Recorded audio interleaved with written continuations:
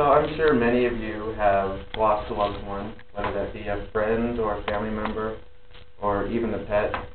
And recently, a few months ago, I lost someone close to my heart. Her name was Missy, and she was my cat.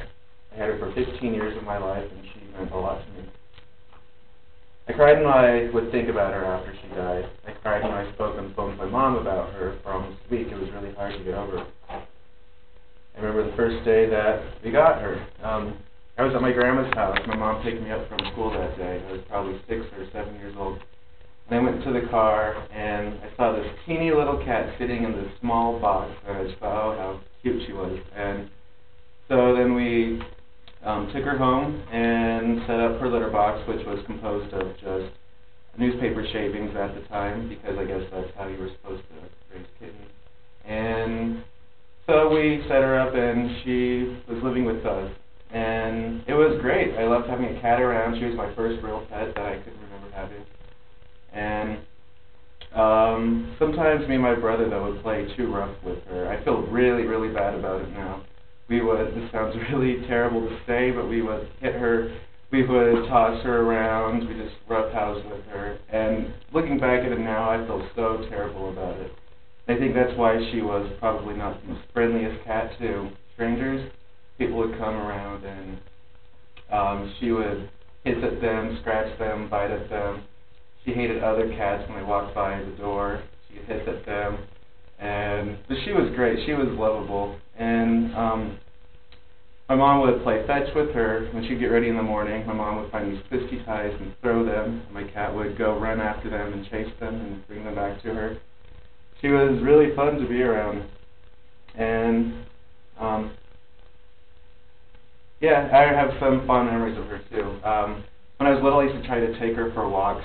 We put this leash or a collar around her. She hated collars. She would somehow find a reason to take them up. I'd come back like an hour later and her collar was gone. I don't know how she did it, but I would tie a string around the collar and then take her outside, set her on the ground, and she'd walk for a little bit, a few steps, and when she realized what was going on, she would just lie on the ground, basically make me drag her. She hated that. That was so cute, trying to take your cat for a walk, and she didn't like it. I also used to give her baths when growing up. She actually liked baths a lot, and she only liked to let me give her a bath too. I would take her into the shower and turn on the bath to make sure the water temperature was perfect. And I'd take a bar of soap and wash her paws and her little butt, and take some Dove shampoo and wash her hair, and she was all fluffy afterwards, and it was great. And then I'd lie down this towel for her, and I'd put her in the towel, bundle her up, and just hold her until she dried off a little bit. And she would jump out of the towel eventually and run around the house, feeling all weird, all wet and stuff. And then the weird thing is she would actually try to clean herself after she was already clean. She would lick her paws and would wipe her face. I thought that was weird. I just gave you a bath. Why are you cleaning yourself? Apparently I didn't do a good enough of a job. I miss the times that we shared together. She was great.